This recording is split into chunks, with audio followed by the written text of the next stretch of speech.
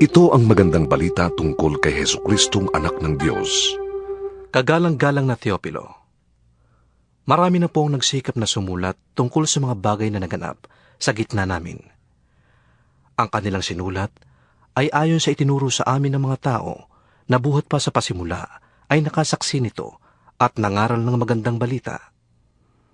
Kaya matapos kong suriin ng buong ingat ang lahat ng pangyayari, buhat pa sa pasimula, minabuti ko pong sumulat din ng isang maayos na salaysay para sa inyo, upang lubusan ninyong matiyak ang katotohanan ng mga itinuro sa inyo. Sa pasimula ay naroon na ang salita. Ang salita ay kasama ng Diyos, at ang salita ay Diyos.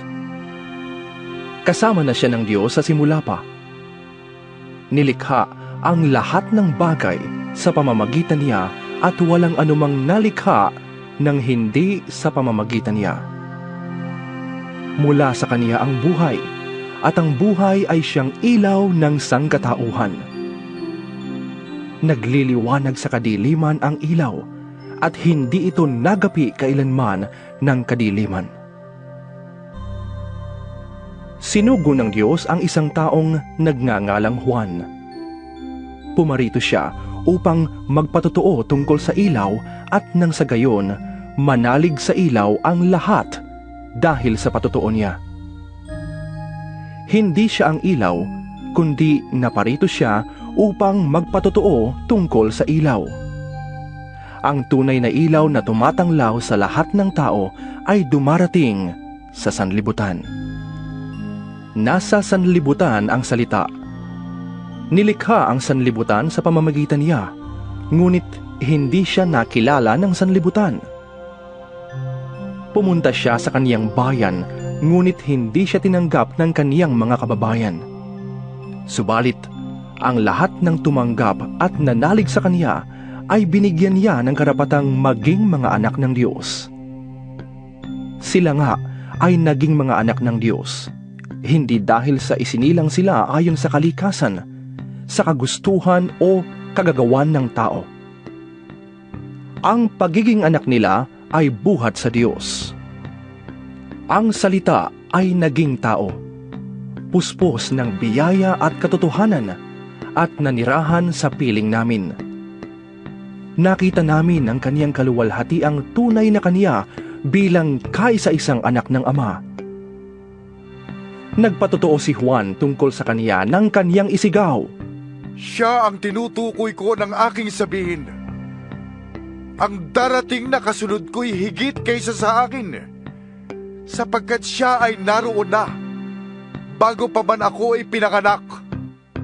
Mula sa kaniyang di masukat na pag-ibig, tayong lahat ay tumanggap ng sunod-sunod na pagpapala. Sapagkat sa pamamagitan ni Moises, dumating ang kautusan, ngunit sa pamamagitan ni Jesucristo, dumating ang pagpapala at katotohanan. Kailan may walang nakakita sa Diyos, ngunit ipinakilala siya ng kaisa-isang anak, siya ay Diyos na lubos na minamahal ng Ama. Ito ang talaan ng mga ninuno ni Jesucristo na mula sa angkan ni David, na mula naman sa lahi ni Abraham. Si Abraham ang ama ni Isaac, si Isaac ang ama ni Jacob, na ama ni Juda, at ng kanyang mga kapatid. Naging anak naman ni Juda kay Tamar sina Fares at Zara. Si Fares ang ama ni Esrom, at si Esrom ang ama ni Aram. Si Aram ang ama ni Aminadab. Si Aminadab ang ama ni Naason, na ama naman ni Salmon. Naging anak ni Salmon kay Rahab si Boaz, at naging anak naman ni Boaz kay Ruth si Obed. Si Obed ang ama ni Jesse, na ama ni Haring David. Naging anak ni David si Solomon sa dating asawa ni Urias. Si Solomon naman ang ama ni Roboam. Si Roboam ang ama ni Abias, at si Abias ang ama ni Asa. Si Asa ang ama ni Josaphat, at si Josaphat ang ama ni Joram, na siya namang ama ni Ozias.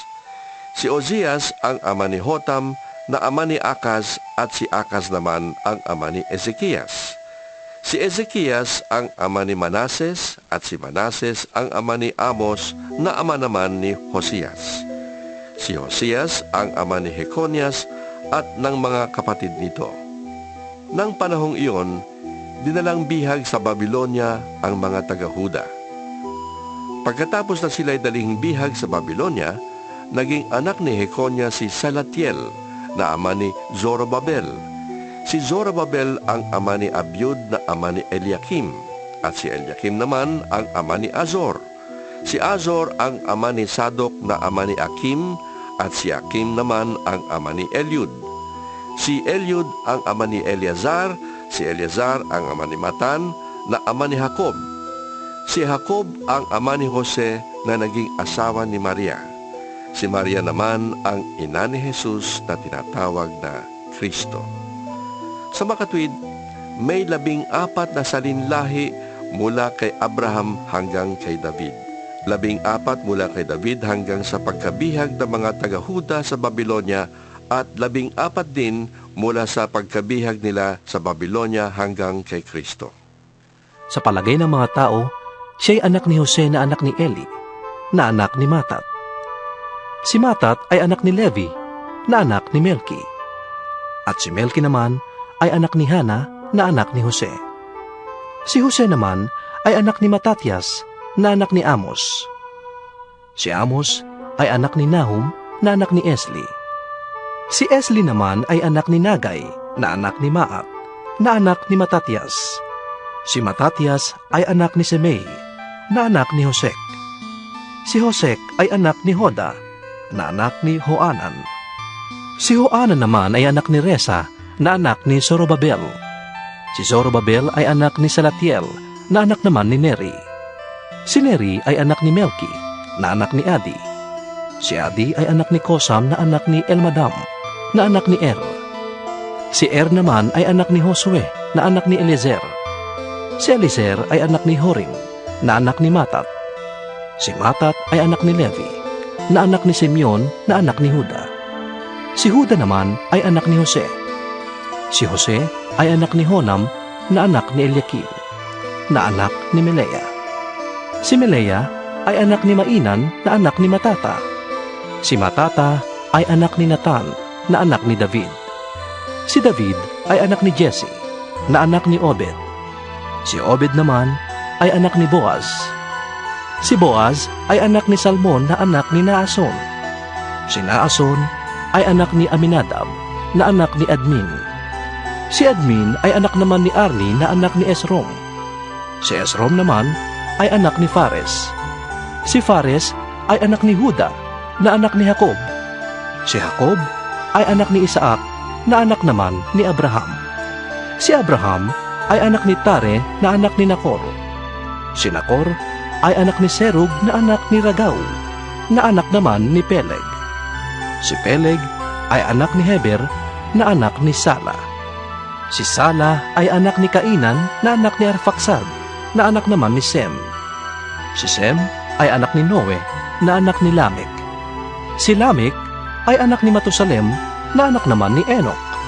Si Enok ay anak ni Hared, na anak ni Mahalalel, na anak ni Kainan. Si Kainan ay anak ni Enos, na anak naman ni Set.